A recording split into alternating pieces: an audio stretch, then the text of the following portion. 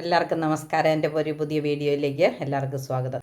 Stove കത്തിച്ചു, ഒരു ചെരുവത്തിനകത്ത് കുറച്ച് വെള്ളം വെച്ചു. അപ്പോൾ ഇന്ന് കപ്പയാണ് രാവിലെ വേവിക്കുന്നത്. കറണ്ടില്ല, അപ്പോൾ കപ്പയ്ക്ക് മുളക് അരയ്ക്കാൻ പറ്റില്ല. മുളക് അരയ്ക്കാതെ എങ്ങനെ നമുക്ക് കപ്പ വേവിക്കാമെന്നാണ് ഇന്ന് കാണിക്കാൻ പോകുന്നത്.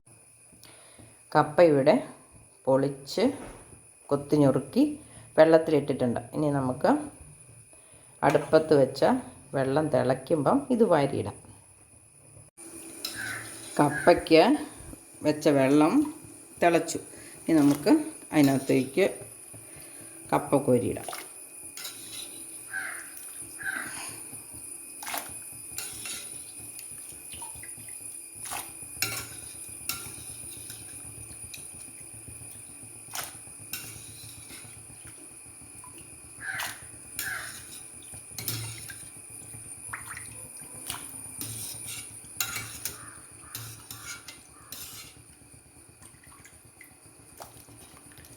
ഇനി നമുക്ക് ഇതിന് വേണ്ട ഉപ്പും പിന്നെ കുറച്ച് മഞ്ഞളും കൂടെ ചേർക്കാം.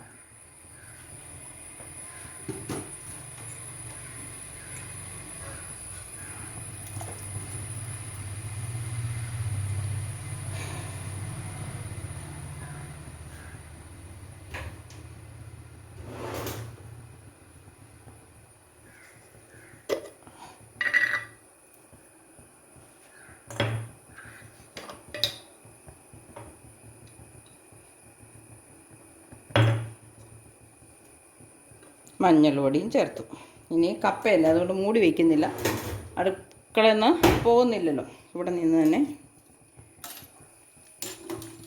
കപ്പയിൽ വിഷാംശം ഉണ്ടെങ്കിൽ ആദ്യം കപ്പയ്ക്ക് മഞ്ഞളിടുന്നതാണ് നല്ലതെന്നാണ് പറയുന്നത്. മഞ്ഞളിട്ട് വിഷാംശം ഉണ്ടെങ്കിൽ നമ്മൾ ഊറ്റിക്കളയുമ്പോൾ പൊക്കോളൂല്ല. ഇനി നമുക്കതവിടെ ഇരുന്ന് വെന്ത് കോരിയെടുത്തിട്ട് വരാം. നമ്മുടെ കപ്പ വെന്തിട്ടുണ്ട്. നമുക്ക് ഒരു തുളയുള്ള പാത്രത്തിലേക്ക് കോരി മാറ്റാം.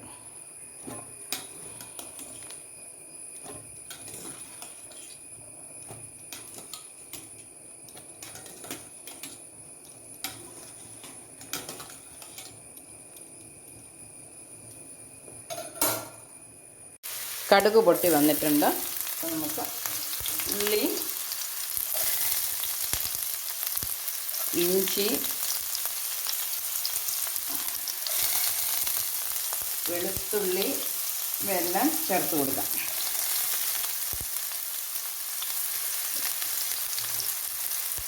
കറിവേപ്പിലയും ചേർക്കാം.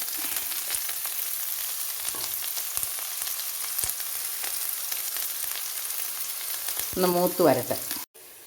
നമ്മുടെ ഉള്ളി മുളകെല്ലാം മൂത്ത് വന്നിട്ടുണ്ട്. ഇനി നമുക്ക് ഇതിനകത്തേക്ക് ഇച്ചിരി സവോള ഇട്ട് കൊടുക്കാം.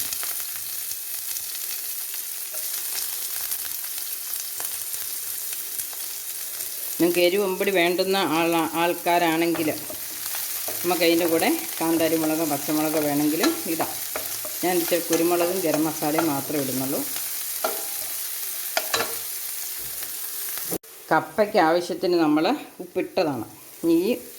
ഇതിനാവശ്യത്തിന് ഈ ഉള്ളി, സവോള ഇതിനൊക്കെ ഉള്ളൂ അല്പം ഉപ്പിട്ടേക്കാം.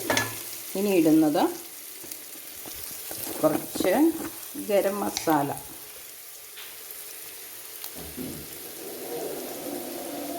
ഒരു 1.5 ടീസ്പൂൺ കാണും.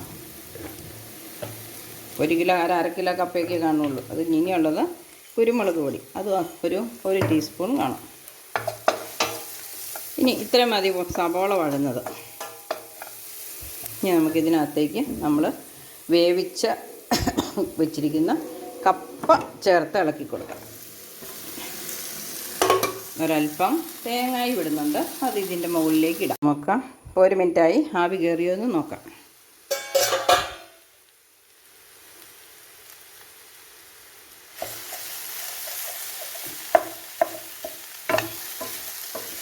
ആവി കയറിയിട്ടുണ്ട്. ഇനി നമുക്കിത് ഇളക്കി യോജിപ്പിച്ചെടുക്കാം.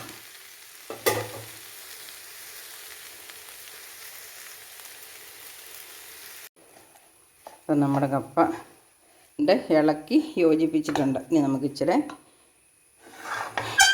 മീനോ ഇറച്ചിയോ എന്ത് വേണേലും കൂട്ടി കഴിക്കാം.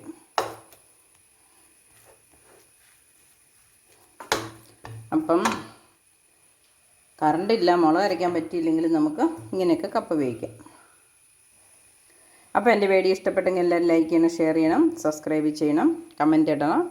മറ്റൊരു വീഡിയോ ആയിട്ട് വരുന്നത് വരെ എല്ലാവർക്കും നമസ്കാരം. നമുക്ക് തക്കാളി ഇട്ട് വെച്ച കിളിമീനും കപ്പയും കൂടെ കഴിക്കാം.